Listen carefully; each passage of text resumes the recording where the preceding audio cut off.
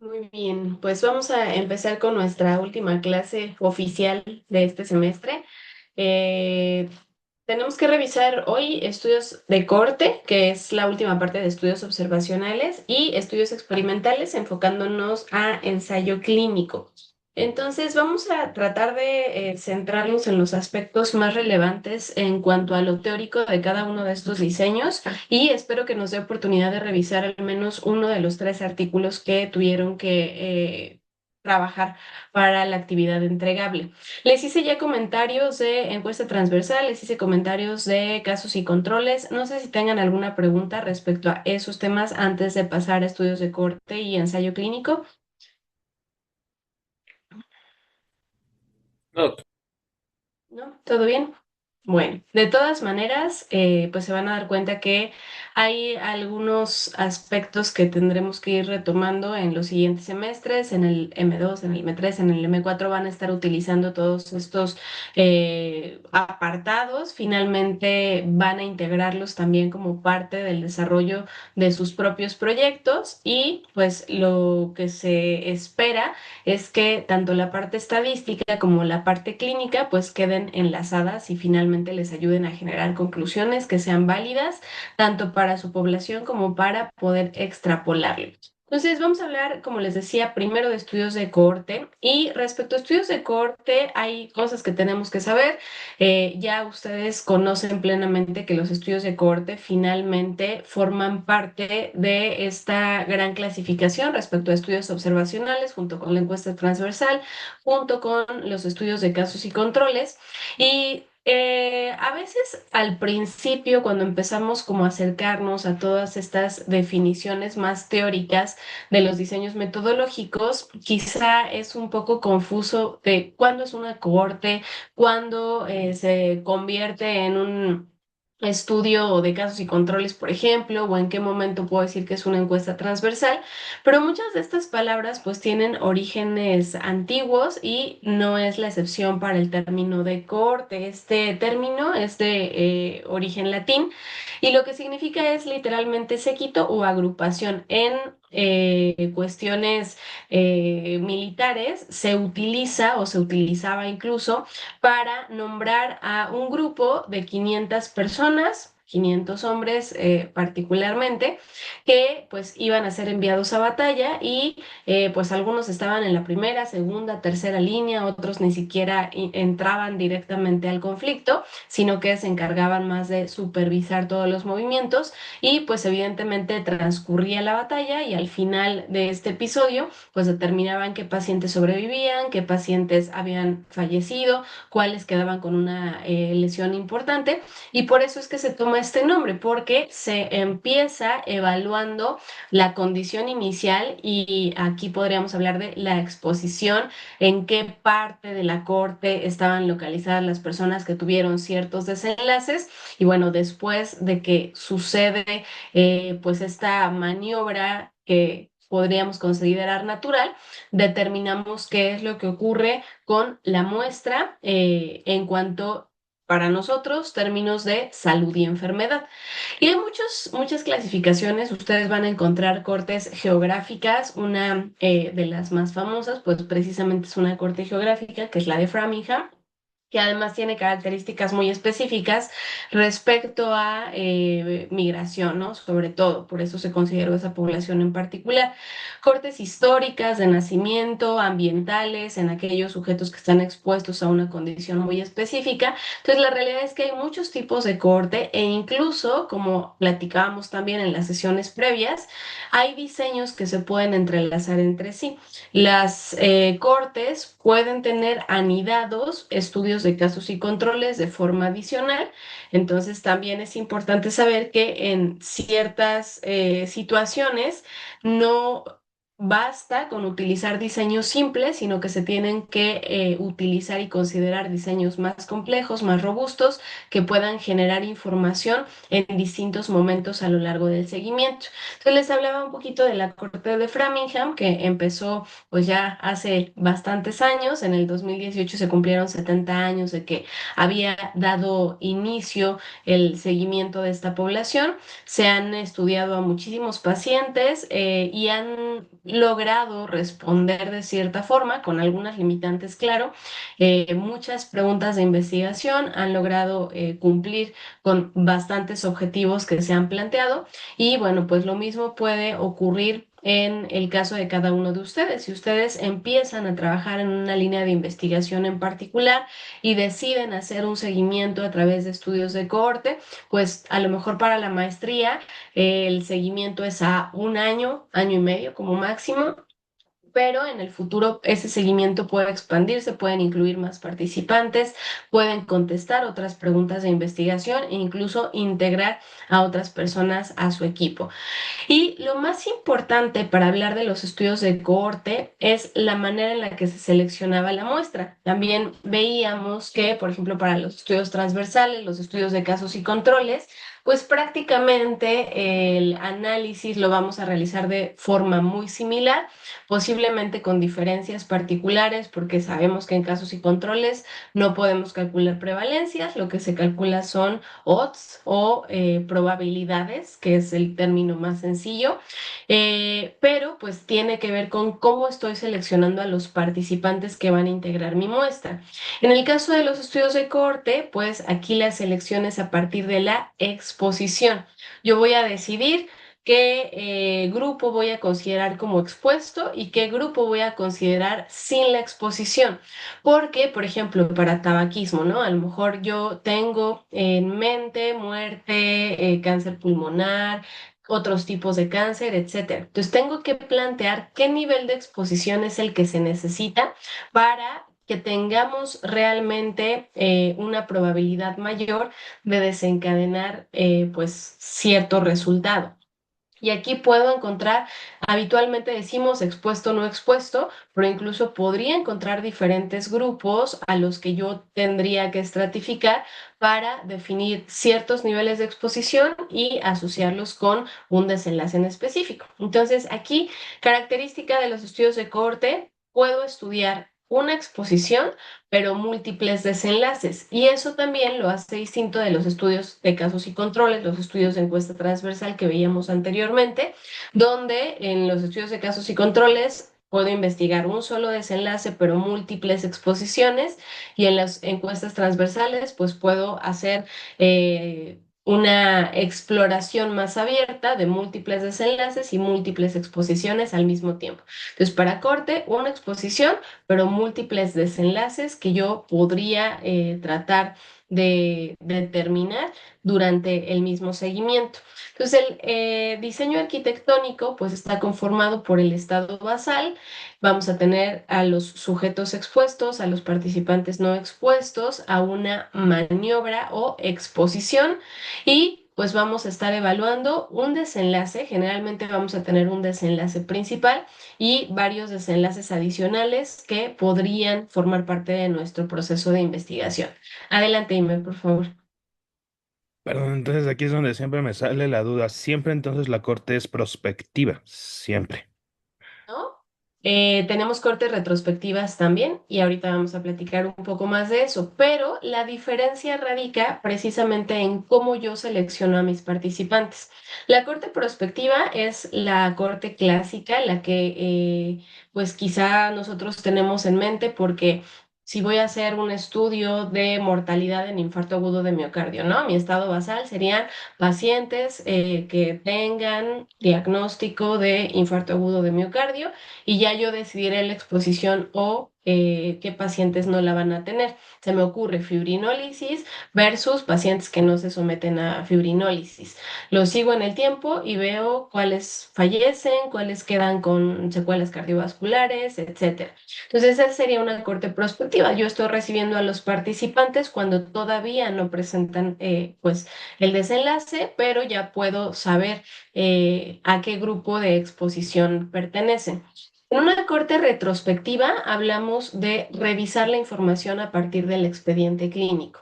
Entonces, aunque ya sucedió tanto el desenlace como la maniobra o la exposición y conocemos el estado basal, la selección de los participantes es a partir de la exposición. En este mismo ejemplo, yo tengo 5 años, ¿no? De seguimiento de pacientes en un servicio de urgencias. Entonces, agarro todos los expedientes de pacientes con infarto agudo de miocardio y reviso en el expediente inicialmente cuáles se fibrinolizaron y cuáles no. Entonces, ahora lo que divido, pues ya no son directamente a los participantes, sino los expedientes. Los de fibrinólisis me voy en las hojas hacia adelante en el tiempo, aunque para mí es un proceso retrospectivo y verifico cuál fue el desenlace que tuvieron. Pero la diferencia es básicamente con estudios, por ejemplo, de casos y controles o encuestas transversales que también son retrospectivas, la forma en la que selecciono a los participantes. En un estudio de casos y controles, en el ejemplo de los pacientes con infarto agudo de miocardio, yo tendría que seleccionar a quienes murieron y a quienes sobrevivieron y ahí ver si se fibrinolizaron o no. Y en una encuesta transversal agarraría a todos los pacientes con diagnóstico de infarto y ya después artificialmente construiría mi diseño arquitectónico. ¿Sale? No sé si me expliqué, más o menos. Alguien que nos ayude con algún otro ejemplo o alguien que tenga una corte, ya sea prospectiva o retrospectiva. No, pues que la mía, por ejemplo, es corte prospectiva, según yo. ¿Ok? Entonces, la tuya es la de La de endometriosis y endometriosis. Ajá. que se les opera la maniobra con y sin Botox y se ve el resultado. El resultado era La alteraciones mejoría de los vesicales. síntomas. Ajá, Síntomas vesicales. Ok. Ok. La maniobra es procedimiento quirúrgico ajá.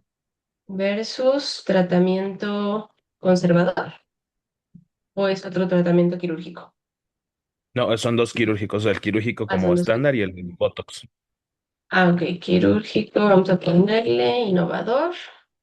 Y aquí pacientes con endometriosis y con síntomas vesicales, ¿no? Ok, entonces si tú haces una corte prospectiva, lo primero en lo que te tienes que centrar es en encontrar pacientes con endometriosis que tengan síntomas vesicales. Una vez que tienes ese conjunto, vamos a suponer que son, no sé, 100 pacientes que cumplen estas características, tú las vas a clasificar de acuerdo a qué, al tipo de procedimiento que llevaron, si les hicieron tratamiento estándar o tratamiento innovador. Y de ahí, pues vas a ver cuáles del procedimiento estándar mejoraron y cuáles no, o se quedaron igual o empeoraron incluso, ¿no? Mientras que de las del tratamiento innovador también vas a tener un grupo que mejoró y un grupo que empeoró.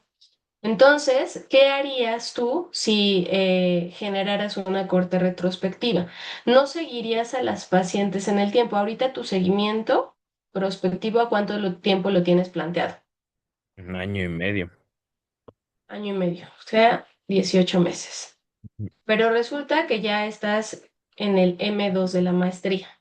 Entonces te queda justo un año y medio y eso incluye que ya tienes que tener resultados, ya tienes que contar con el análisis, etcétera. Entonces dices, ¿sabes qué? O sea, no me va a dar tiempo de seguirlas ese año y medio porque pues no es factible para el objetivo que yo tengo en este momento. Entonces decides hacer una corte retrospectiva. Tú vas a tener ya un escenario donde todas tus pacientes ya van a estar aquí, o sea, todas ya van a estar operadas, todas ya van a tener o mejoría o no de los síntomas, pero ahora en lugar de seguir a las participantes, lo que vas a revisar son los expedientes. Entonces tú agarras todos tus expedientes de pacientes con endometriosis con síntomas vesicales, en el expediente ya dices si mejoraron o no, pero nuevamente la selección la vas a hacer a partir de el procedimiento quirúrgico que se les realizó. A diferencia de un estudio de casos y controles, donde ¿cómo seleccionarías a tus participantes en un estudio de casos y controles? Primero pondría o sea, primero vería los resultados y hacia atrás vería quién fue la que recibió el tratamiento y quién no. Ah, ya entendí, o sea, lo agarramos a la mitad, por así decirlo. Pues más bien es la forma en la que seleccionas a los participantes. Entonces, precisamente en un estudio de casos y controles, ahora tus grupos ya no los vas a formar por el procedimiento quirúrgico, sino vas a tener un grupo de pacientes que mejoraron y pacientes que no mejoraron. Y ahora vas a buscar de esas que mejoraron, cuántas se sometieron a un procedimiento quirúrgico estándar, cuántas al innovador y lo mismo con las que no mejoraron, cuántas en tratamiento estándar y cuántas en tratamiento innovador. Ujú. Ok, Vale, muy bien. ok, De todos gracias. modos, ahorita vamos a ver algunos ejemplos que a lo mejor les pueden servir para aclarar esto que a veces sí genera un poquito de confusión.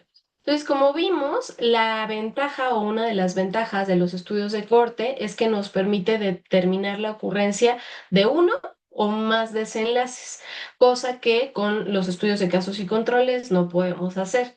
Además, pues aquí ya sabemos que como van a ser casos nuevos, porque los vamos a seguir en el tiempo de manera longitudinal, y esto aplica también para las cortes retrospectivas, yo puedo determinar la incidencia y comparar la incidencia, primero la incidencia global con el grupo expuesto y no expuesto, y después comparar la incidencia entre el grupo de exposición y el grupo que no presenta la exposición.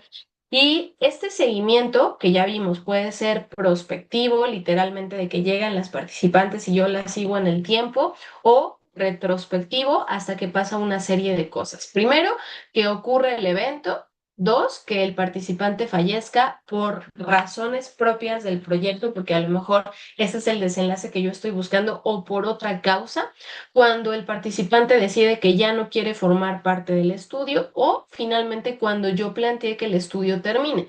En el ejemplo de Imer, a lo mejor el seguimiento es a 18 meses, entonces pase lo que pase, en 18 meses yo culmino el seguimiento independientemente de cuántas hayan presentado o no el desenlace, cuántas hayan fallecido por razones incluso ajenas al mismo protocolo y cuántas hayan decidido salirse del estudio, ¿no? Entonces, estas son características que nos dicen en qué momento pues estaríamos continuando con el seguimiento de las participantes de forma individual.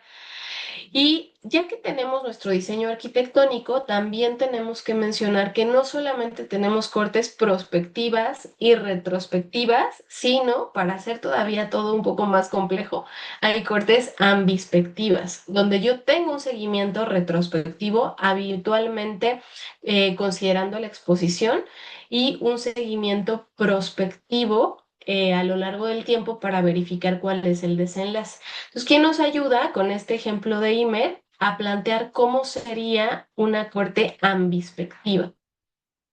¿En qué momento tendríamos que estar centrados ahorita para poder hablar de una corte ambispectiva? Ana, adelante, por favor. Ambispectiva es que ya tenga pacientes operadas y que continúe operando y haciendo los estudios. Ok, aquí tendríamos que tener ya pacientes que operaste, pero si tu seguimiento es a 18 meses, a lo mejor las operaste hace 3.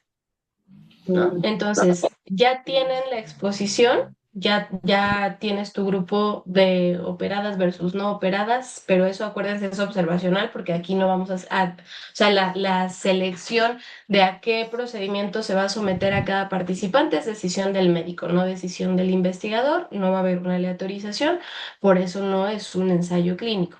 Entonces, ya vas a tener pacientes con procedimiento quirúrgico estándar, pacientes con procedimiento quirúrgico innovador, se siguen en el tiempo hasta tus 18 meses y entonces la parte retrospectiva es la exposición, el procedimiento al que se sometieron, pero la prospectiva es hasta los 18 meses que tú planteaste como parte del resultado.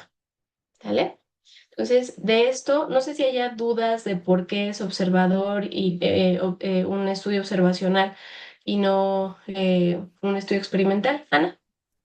Sí, o sea que el ambispectivo no tiene que ver con el reclutamiento de nuevos pacientes, sino más bien, Bien.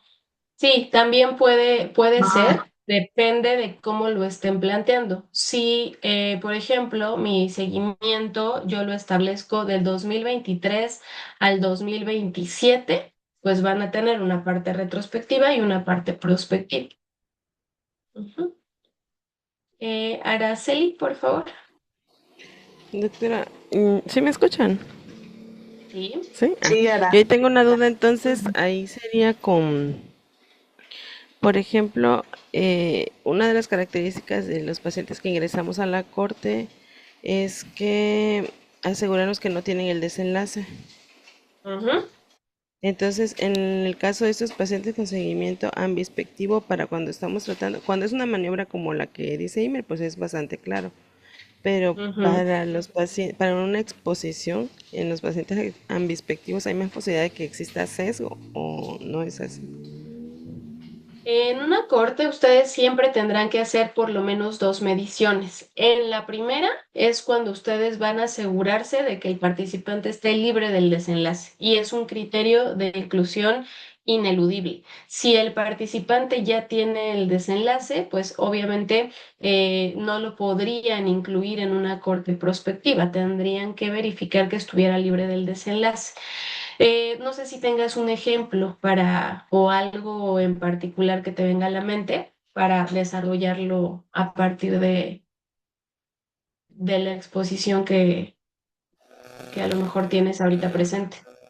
No, no tengo un ejemplo, pero me surgió la duda ahorita que estábamos comentando eso de, o sea, el reclutamiento me queda como claro y lo que decía Ana es que son cortes abiertas, ¿no? Que podemos seguir metiendo más pacientes. Pero Ujú. en este sentido de seguir un paciente de forma ambispectiva. O sea, yo ahí en esa parte a lo mejor había entendido que voy a obtener datos del expediente y ya lo que sigue para el futuro lo voy a observar yo o lo voy a medir yo, ¿no? Ah, sí, precisamente. Así es. Entonces, aquí lo más importante en un seguimiento ambispectivo es habitualmente que la exposición ya ocurrió. Sí, por supuesto, pueden existir sesgos porque no es lo mismo, a lo mejor que tú puedas ver de manera directa cómo está sucediendo la exposición, el nivel de exposición, la intensidad, la duración, a que a lo mejor lo revises en el expediente y entonces puede que no tengas toda la información respecto a ese participante en particular. Entonces sí, las observaciones retrospectivas y ambispectivas tienden a tener más sesgos, pero también son válidas y se pueden utilizar. Ojo, si yo tengo todas las condiciones y es factible realizar una corte prospectiva, eso sería lo ideal. ¿Cuándo hago cortes retrospectivas o ambispectivas? Pues cuando no tengo el tiempo suficiente para el seguimiento completo y que los pacientes presenten el desenlace. Pero lo ideal es hacer un estudio observacional, longitudinal, prospectivo, para disminuir esta posibilidad de encontrar errores, sobre todo al momento de generar las observaciones, ¿vale?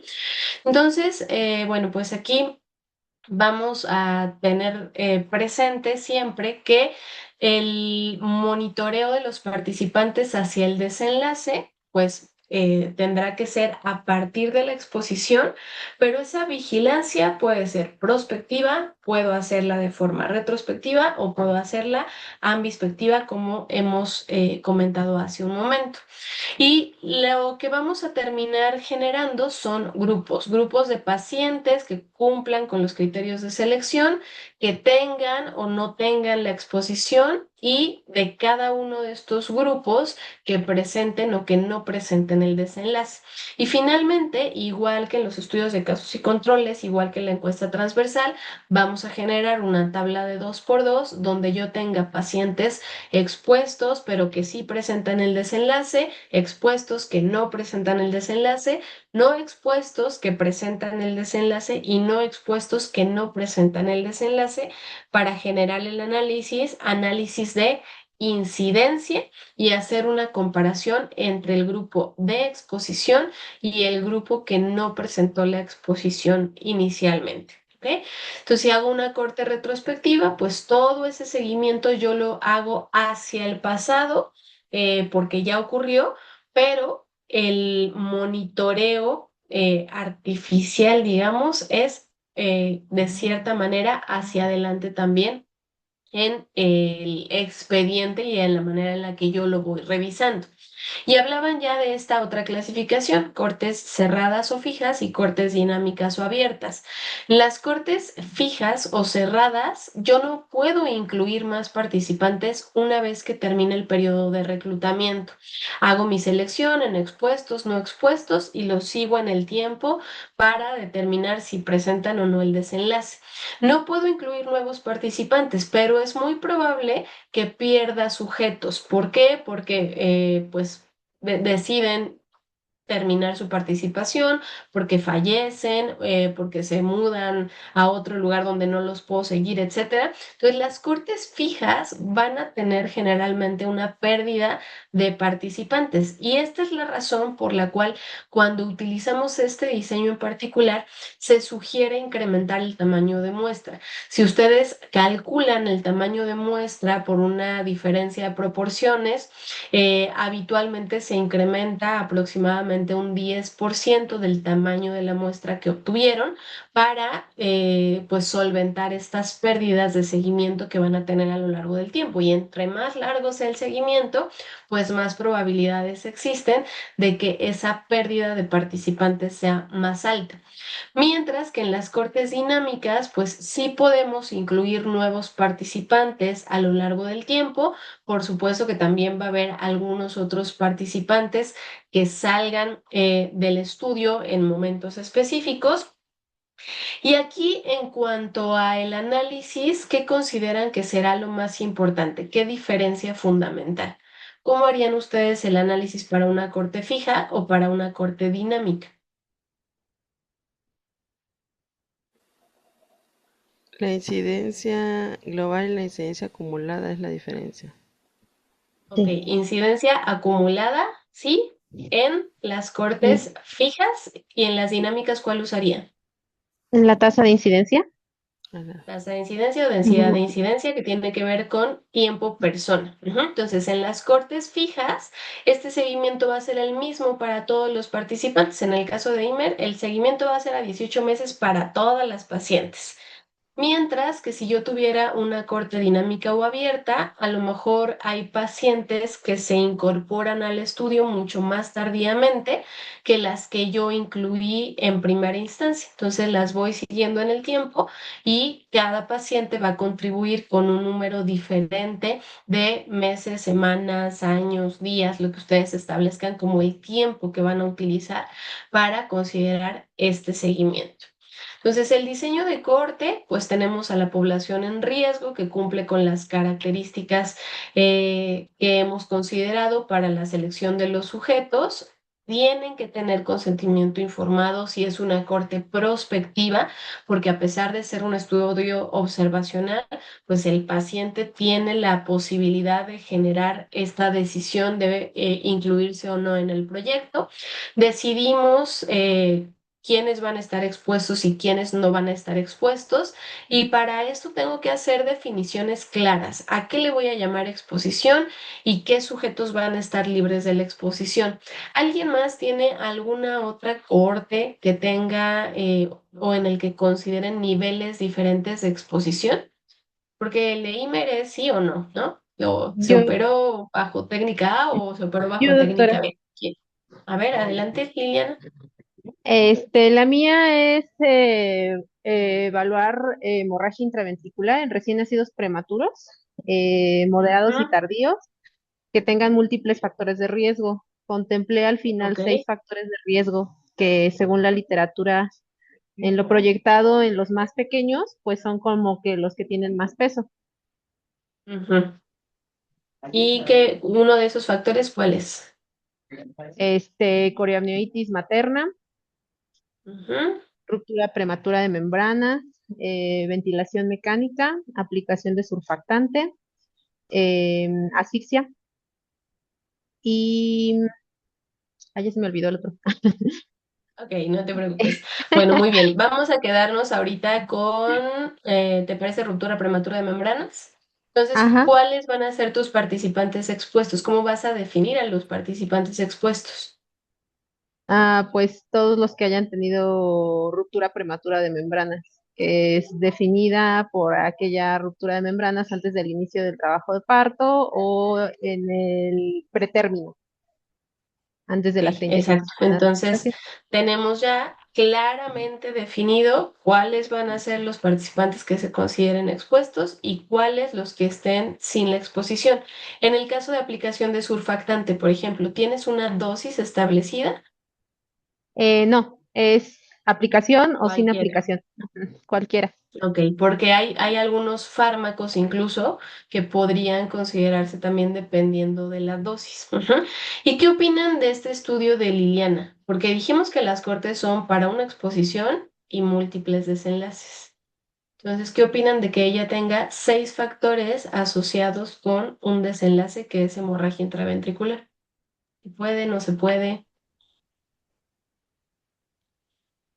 Pareciera que es un ese de casos y controles. Habría que Ok, ver por si acá nos si dicen casos y transversal. controles. Acuérdense Igual, que la misma pregunta muchas veces se puede contestar por diferentes diseños. Ujú. Ana, ¿tú qué opinas? igual, doctora, pienso que es un caso sin controles anidados en una corte. Ok, casos y control de sanidad en una corte. ¿Alguien más? Ah, no, perdón. Es que no recuerdo si iba a tener grupo comparativo, o sea, de pequeñitos que no tuvieran el desenlace. Ay, Va a tener Que con sería el hemorragia, mismo. bueno, debería. A ver, sí, Liliana, respóndenos esa pregunta, porque yo puedo Va a ser asumir el que sí, mismo, pero va a ser el mismo estudio, obviamente me van a salir muchos sin el factor de riesgo. De hecho, la mayoría de los que estoy teniendo no tienen factores de riesgo. Nada claro. más pues son prematuros. No tengo ninguno de coriomiditis, ninguno hasta ahorita. Y ya llevo varios pacientes. Ujú. Ok, a ver, Germain, ¿tú qué opinas? No sé, también le había leído que hay un diseño que es caso corte, o sea, que podría ser algo así en este caso, en este diseño. Caso corte. O sea, todos pensamos más bien que es un estudio de casos y controles. Aquí acuérdense, les decía, depende mucho de cómo hagan ustedes la selección de sus participantes. Es una posibilidad, eso es cierto. Que Liliana diga, pues, ¿sabes qué? Sí voy a hacer un estudio de casos y controles en el que incluya pacientes que tengan hemorragia intraventricular y los comparo en una relación desde 1:1 hasta 1:4 con pacientes sin hemorragia intraventricular, ¿no? Y de ahí me voy a verificar cuáles tienen la exposición y cuáles no, de todos estos factores que yo acabo de verificar. Pero los estudios de corte también nos ayudan a identificar múltiples factores de riesgo, sobre todo cuando queremos generar, a fin de cuentas, algo que se llama modelo predictivo. Pero cambia un poco la manera en la que se tiene que integrar este diseño. Porque Liliana, ¿qué fórmula utilizaste para calcular tu muestra? Eventos por variable, doctor. Exacto. Entonces aquí no podemos utilizar una diferencia de proporciones simple como lo haríamos habitualmente, porque no va a ser suficiente para verificar cuáles de todos esos factores de riesgo realmente impactan en el desenlace. Entonces, en un modelo predictivo, donde Liliana lo que va a tener que hacer es incluir a todos esos pacientes prematuros tempranos, prematuros tardíos y seguirlos en el tiempo. ¿Cuánto tiempo, Liliana? Se van a hacer el ultrasonido entre el primero y 3 días de vida y al séptimo día de vida, porque según la literatura, después del séptimo día ya no hay, el 99% ya sangraron los que iban a sangrar y ya el riesgo de sangrado es muy, muy, muy, muy bajo. De Ok, hecho, lo mencionan entonces como para la hemorragia. el seguimiento es a 7 días, ¿no? Y en ese inter, desde que pues prácticamente nacen hasta los 7 días, pues ella va a determinar cada uno de esos factores de riesgo que nos acaba de platicar, que en total nos dijo son 6. Y al séptimo día va a verificar cuáles tuvieron y cuáles no tuvieron el desenlace. Entonces, más bien, pues parece o pudiera sugerir un modelo predictivo en el que ella al final del proyecto nos diga cuáles de esos factores realmente se asocian con el desenlace de interés e incluso podría generar alguna escala que pudiera ayudarle a identificar el riesgo de hemorragia intraventricular, ¿vale?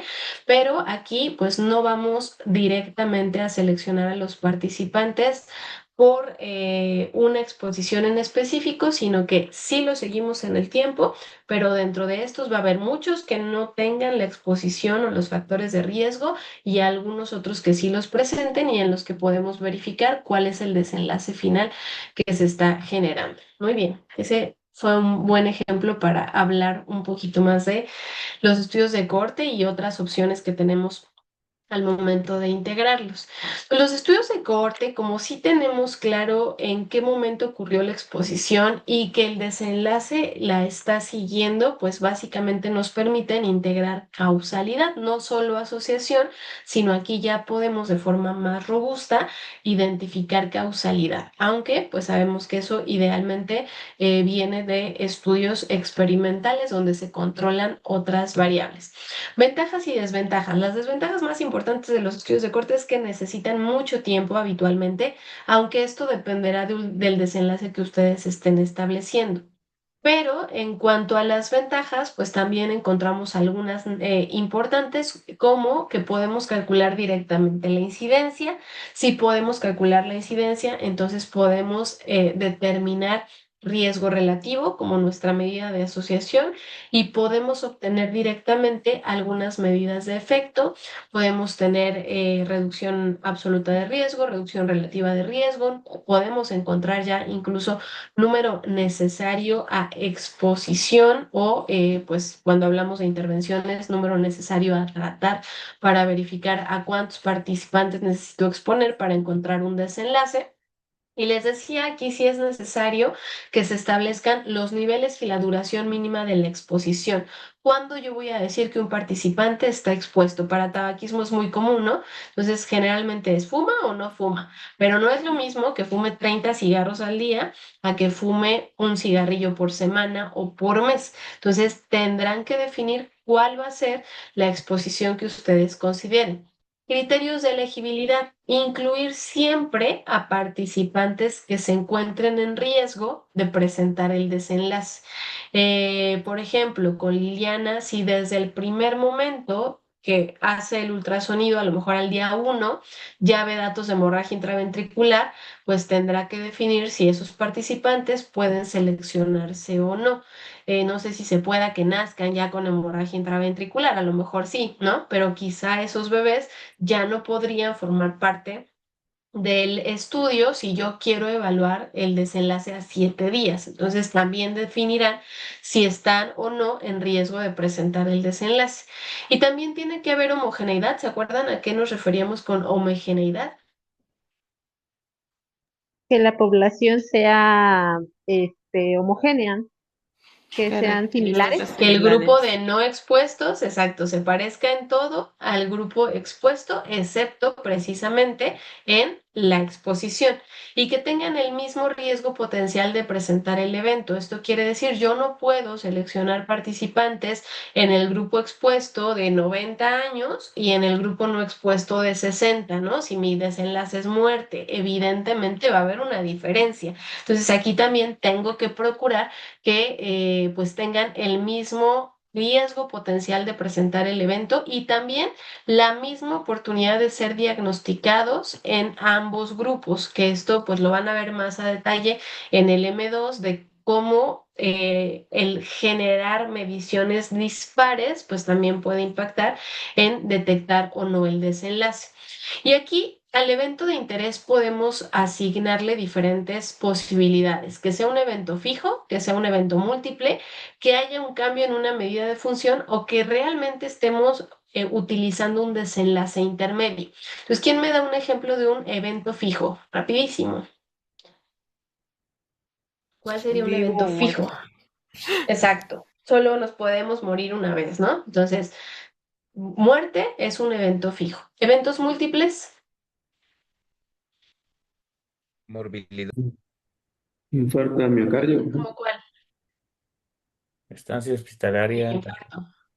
Estancia hospitalaria podría ser, entonces todo lo que pueda repetirse, ¿no? Infarto podría ser, si se infartó una, dos, tres veces, con COVID también lo veíamos. ¿Cuántas veces te dio COVID? Uf, como 6, ¿no? Entonces eso también podríamos incluirlo en este apartado. Cambio en una medida de función, antes y ¿Puede ser en después, por ejemplo. espirometría posterior, Ujú. puede ser en espirometría de seguimiento por COVID? Perfecto, ¿no? Entonces, ¿qué pasó con la espirometría a lo mejor de este paciente inmediatamente después de que tuvo COVID y un año después? ¿Mejoró, no mejoró? Y porque yo le estaba asignando un tratamiento médicamente, ¿no? Y marcadores intermedios, que lo usamos muchísimo, los desenlaces intermedios. Pues en cirugía ocupamos mucho las pruebas de funcionamiento hepático, bilirrubinas. ¿Y para qué lo utilizan en particular, Javier?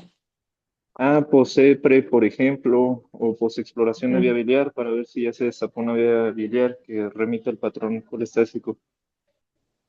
Exacto, ¿no? Entonces aquí, en el ejemplo que nos pone Javier, lo que quiero ver es éxito quirúrgico a fin de cuentas, pero la manera de medirlo es con estos marcadores que realmente no son per se directamente un indicador del éxito quirúrgico, pero se utilizan como tal. Entonces, esos son marcadores intermedios. Los niveles de glucosa para control glucémico también son un marcador intermedio finalmente. Entonces, todo eso tienen que delimitarlo y verificar qué tipo de evento es el que ustedes van a considerar como desenlace.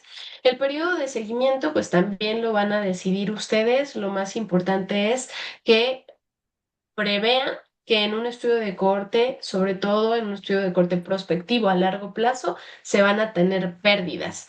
Y a pesar de que se pueden imputar algunos datos, cuando no tengo más del 20% de datos perdidos, esto solo se puede hacer para variables que no sean de desenlace y que no sean de exposición. Si tienen en una corte más del 20% de datos perdidos para exposición o para desenlace, no van a poder hacer la sustitución y ese estudio probablemente pues no resulte válido a fin de cuentas. El análisis estadístico, pues aquí esto aplica también para los estudios de intervención, es decir, para los ensayos clínicos. Entonces, tanto las cortes como los ensayos clínicos nos permiten verificar la incidencia y esta incidencia la vamos a poder evaluar comparando los expuestos, ya sea a la exposición o a la intervención, contra el grupo que no presenta la exposición o la intervención. Y definitivamente esto nos permite verificar qué tanto impacta la exposición o la intervención en el desenlace que estamos buscando. Dos tipos de incidencia, que esto ya lo habíamos platicado al principio del semestre y que pues ya ustedes tienen bastante claro. Entonces tenemos la incidencia acumulada, la tasa o la razón de incidencia, donde la diferencia más importante es el denominador. Entonces, yo en la incidencia acumulada lo que voy a dividir es el número de casos en un periodo determinado entre la población total en riesgo, en este caso de mi muestra, para identificar pues cuál es la frecuencia del evento. Mientras que para tasa de incidencia o densidad de incidencia, tengo igualmente el número de casos nuevos que se presentan a lo largo del seguimiento, pero como generalmente tengo un tiempo de seguimiento distinto para cada participante, lo que hago es sumar ese tiempo persona para obtener un tiempo persona total que va a ser mi unidad de referencia. En nuestra tabla de 2x2, siempre la enfermedad o el desenlace va en las columnas. Primera columna, aquellos pacientes que presentan el desenlace. Segunda columna, los que no lo desarrollan. Y en las filas va la exposición. Yo sé que hay algunos textos que invierten este orden, pero yo les sugiero que consideren de aquí en adelante, siempre cuando generen tablas de 2x2, la enfermedad, el desenlace en las columnas, la exposición en las filas, porque hay fórmulas que sí se modifican cuando ustedes invierten este orden.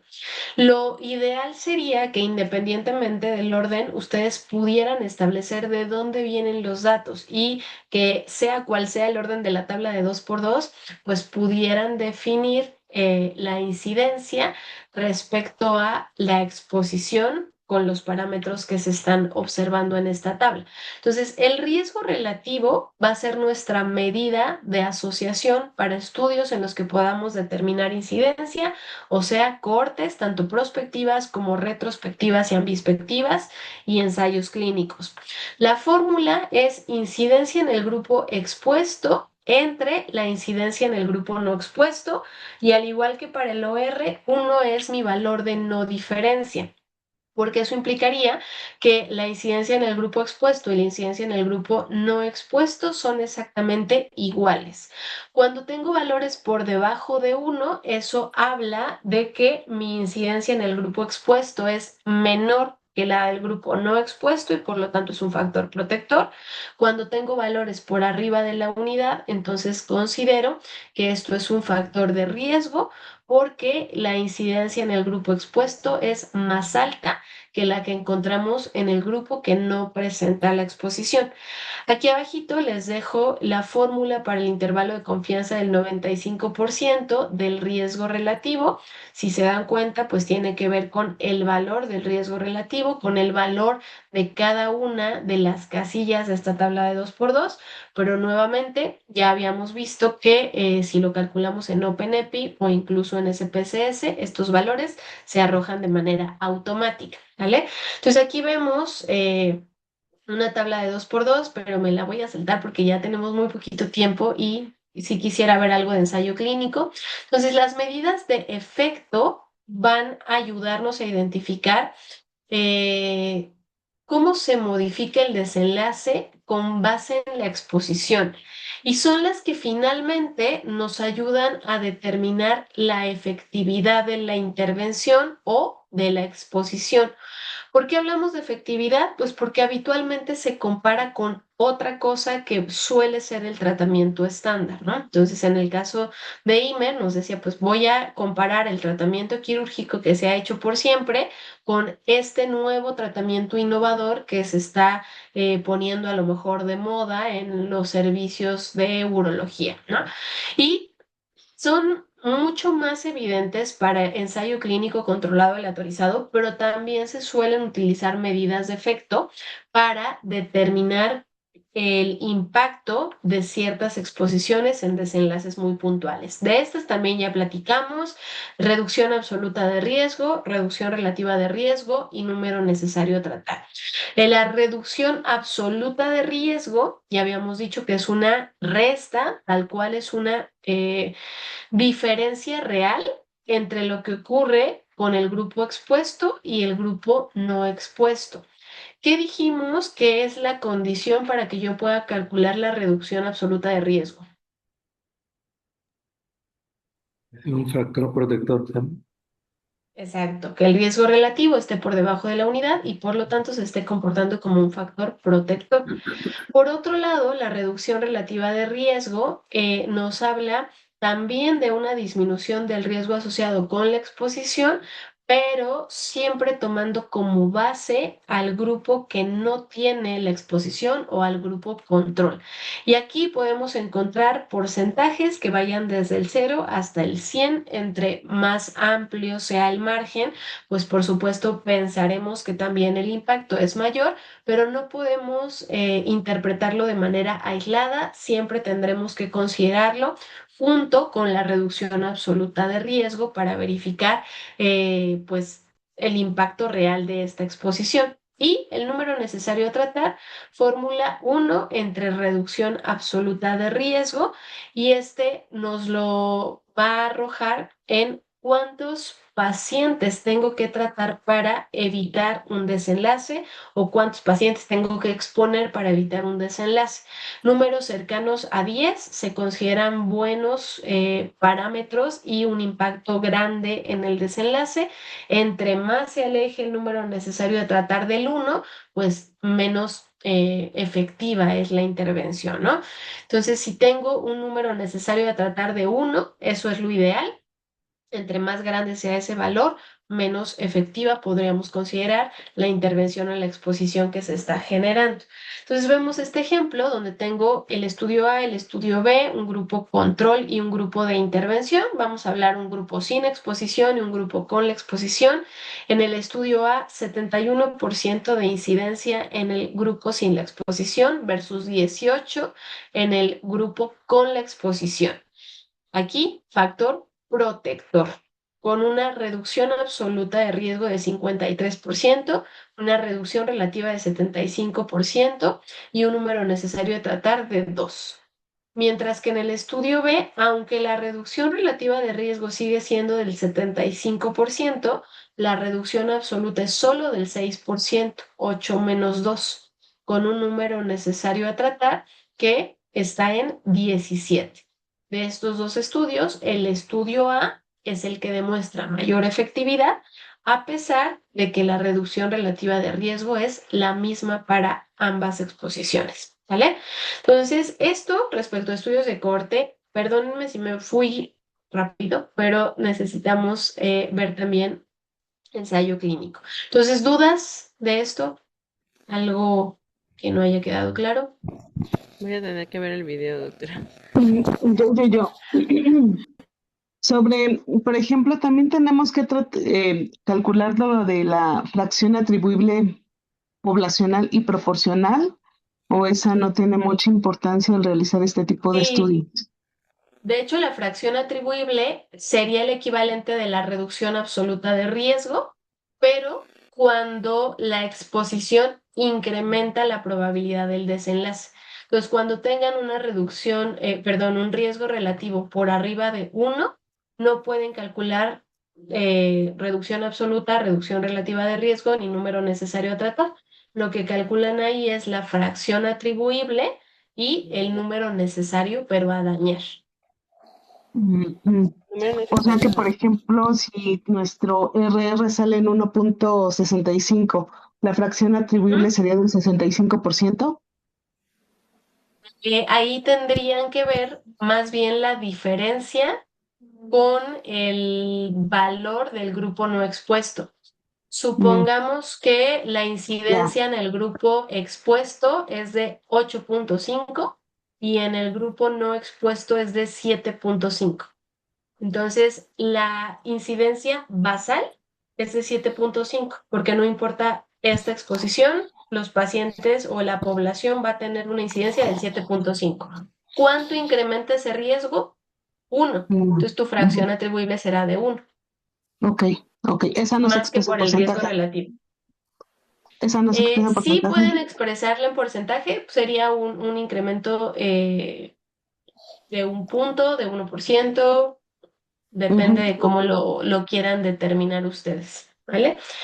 Muy bien, ahora vamos a hablar rapidísimo, más rápido todavía que de los estudios de corte, de los ensayos clínicos. Entonces, también aquí podemos utilizar medidas de impacto y mira, justo aquí aparece la fracción atribuible a la exposición en expuestos. Entonces, el riesgo basal de los que no fuman es este que está en azul, pero la incidencia en el grupo que sí fuma es el azul, que es el basal, que por sí todos tenemos, fumemos o no fumemos, pero se incrementa por la exposición que se está generando, ¿no? Entonces, esto que está en gris sería la fracción atribuible. Y es pues precisamente el efecto que se espera del factor de riesgo sobre un desenlace en particular, el número de casos o el porcentaje de casos que se presenta debido a la exposición o a la intervención. Eso realmente es la fracción atribuible. Entonces, aquí pues hay que considerar diferentes cosas. ¿Qué pasa con el riesgo relativo y la incidencia o la prevalencia para determinar si controlo ese factor de riesgo, cómo se modifica o qué tanto impacta en el desenlace? En el ejemplo que yo les ponía ahorita, Ana, pues una diferencia de 7,5 a 8,5, a lo mejor controlar ese factor de riesgo no es tan importante. Pero si la diferencia es en el grupo expuesto, mi incidencia es de 40 y en el no expuesto es de 5, por favor, controlemos ese factor de riesgo que es muy importante para que se presente ese desenlace en particular, ¿vale? Muy bien, entonces, estudios experimentales, particularmente ensayos clínicos, siempre son prospectivos. Aquí sí ya no tenemos la posibilidad de que haya un diseño retrospectivo, siempre tenemos que hacerlo prospectivo. ¿Y de qué va a depender ahora la selección de mis participantes? De la asignación de la maniobra. En estudios de cohorte era pues verificar si estaban o no expuestos. Aquí tiene que ver con cómo yo como grupo de investigación asigno la maniobra. Un grupo experimental y un grupo control.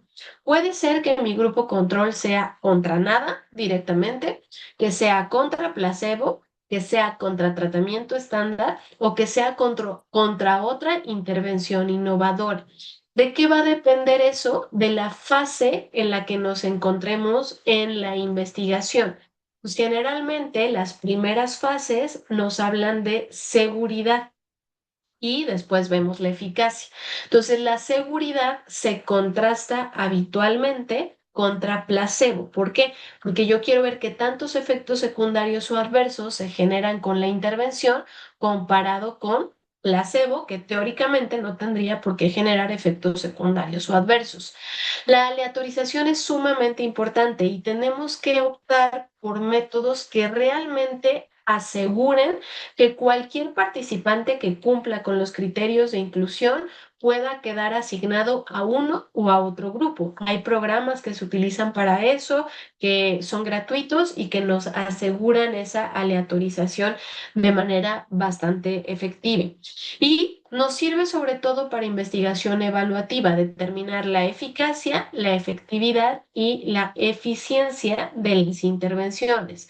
Entonces, ¿cuál sería la definición de eficacia o contra qué contrastamos cuando queremos verificar la eficacia? De Contra, plas- perdón. Placebo o contra nada, ¿no? Éticamente, esto ya ahora es muy cuestionable porque la única forma en la que yo pueda contrastar contra placebo es que no exista ninguna otra opción. Si ya tengo un tratamiento estándar, si ya existe algo que se ha verificado que se otorga habitualmente a los participantes, no podría utilizar placebo, tendría que utilizar el tratamiento estándar. Y en ese caso, hablamos entonces de efectividad. Y finalmente, eficiencia es cómo se comporta esa intervención que ya demostró ser efectiva y eficaz en la vida real. Tiene que ver más con costos, tiene que ver con qué tanto se apegan los participantes al tratamiento, etcétera. Entonces, el ensayo clínico es experimental porque yo como grupo de investigación asigno la maniobra, longitudinal porque el seguimiento en el tiempo necesita que por lo menos haya dos evaluaciones en el estado basal y al momento de verificar si se presenta o no el desenlace, prospectivo y comparativo. Siempre voy a identificar cómo se comportó la intervención A versus la intervención B para el desenlace que planteé como de interés desde el principio. Y pues esta otra categorización de los ensayos clínicos es importante. Todos para llamarse ensayo clínico tendrán que estar aleatorizados, tener un consentimiento informado, que aquí la parte ética es fundamental, mucho más, por supuesto, que para los estudios observacionales. Simplemente por tener aleatorización de la maniobra, ya se considera un estudio con riesgo mayor al mínimo. El estudio que yo hice para la maestría era sobre oxigenación en apnea. Será darle oxígeno literalmente a los pacientes durante la intubación, a un grupo que le poníamos puntas nasales y el otro grupo con la técnica estándar, ¿no? No podría decir, bueno, pues qué tan dañino puede ser un poquito de oxígeno durante 5 o 10 minutos como máximo en pacientes a los que vamos a intubar. Bueno, pues resulta que solo por tener aleatorización de la maniobra ya se considera un estudio con riesgo mayor al mínimo y por lo tanto tiene que ser aprobado por el Comité Nacional de Ética en el caso del IMSS. Entonces, relatividad de la comparación, ¿contra qué? ¿Contra placebo? ¿Contra tratamiento estándar o contra otro tratamiento innovador? Y además verificar qué tan generalizable puede hacerse esta intervención, determinar costos, determinar apego, etcétera. Entonces, eso es relatividad de la comparación. Cegamiento de la maniobra. Ciego simple. ¿Quién no sabe a qué maniobra está asignado, a qué intervención está asignado? El paciente, ¿no? Exacto. Doble ciego, paciente, ¿y quién más? El investigador. Ok. ¿Y triple ciego? Creo que Quienes quien hace el hacen, análisis estadístico, ¿no? ajá, Exacto. Paciente, investigador y el que analiza los datos. ¿Y a qué se refiere este término de doble simulación?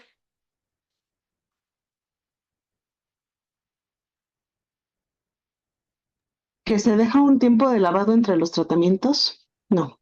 No, en realidad esto de doble simulación es si el tratamiento A necesita una tableta cada 12 horas, pero el B solo una tableta cada 24, al del tratamiento B le voy a tener que dar una tableta adicional para que también tome cada 12 horas el medicamento y entonces esté igualito que el tratamiento A. ¿Sale? Eso es doble simulación, que yo tengo que equiparar todos los grupos para asegurar de que pues ni el paciente ni el investigador efectivamente sepan a qué intervención está asignado. Puntos de seguridad, detención anticipada, eventos adversos que superen por mucho al grupo que tiene placebo o al grupo que tiene tratamiento estándar, o porque haya una evidencia anticipada de que realmente existe una diferencia entre los grupos. Entonces, a lo mejor yo digo, pues el seguimiento lo quiero hacer a un año, pero si a los 6 meses en este análisis intermedio yo verifico que al grupo A le está yendo mucho mejor que al grupo B, ese es un momento para detener el proyecto. Y de acuerdo a la adherencia tenemos dos posibilidades, por intención a tratar y por protocolo. Por intención a tratar, ¿a qué se refiere? Que los pacientes deben de cumplir todo, ay, bueno, a ver si me acuerdo. Deben de cumplir todo el seguimiento y por protocolo incluye a los pacientes que por una u otra razón se salieron del estudio, se toman en cuenta para el análisis. Ok, es al revés. Por intención a tratamiento es yo los voy a incluir independientemente de si cumplen o no. Y por protocolo yo tengo que asegurarme que cumplieron con lo que Ah, yo ok. les había asignado inicialmente como intervención. Habitualmente se pondera o se calcula que tengan que tener un apego mayor al 80%, ¿sale? Pero eso dependerá de cada proyecto y de qué es lo que quieran lograr. Entonces, aleatorizar a los pacientes nos permite evitar el sesgo de susceptibilidad pronóstica y que pues los riesgos se distribuyan de forma simétrica en el... tienen examen, ¿verdad? Estoy viendo que no. Bueno, ¿me regalan 5 minutos más? Sí, maestra. Sí, Sí, ¿Sí? Y ya terminamos con esto. Entonces les decía, evitamos el sesgo de susceptibilidad pronóstica y en ambos grupos tenemos la misma probabilidad de que se presente el desenlace, por lo menos en cuanto a el riesgo basal que tenía la población. Y para eso también tenemos que considerar la estratificación por edad, por algunos otros factores que pudieran impactar en el desenlace. Finalmente, todo aquello que no podamos controlar, que en el ensayo clínico va a ser en teoría lo menos, pues podemos terminar de ajustarlo en el análisis estadístico. Entonces aquí sí necesitamos hacer un sorteo, una aleatorización, lo que ustedes quieran para identificar grupo experimental versus grupo control, el seguimiento en el tiempo y verificar los participantes que presentan o no presentan el desenlace. Y el cegamiento dependerá también pues de las características de la intervención que se esté generando. A lo mejor en el caso de IMER, si fuera un ensayo clínico, pues no podrían hacer ni siquiera un ciego simple porque se me ocurre que la cirugía estándar es abierta y la cirugía innovadora es laparoscópica, ¿no? Entonces ahí hay estudios, hay ensayos clínicos que no se pueden cegar por sus características en sí, pero que sí necesitan verificar que los otros factores se cumplan para asegurar la calidad de las intervenciones y de la evolución y el desarrollo de los desenlaces. Entonces ya habíamos hablado de la detención anticipada, del análisis por intención de tratamiento o por protocolo y de estos términos de eficacia, que es contra placebo, efectividad, que aquí existen diferentes también subgrupos, puede ser equivalencia, no inferioridad o superioridad.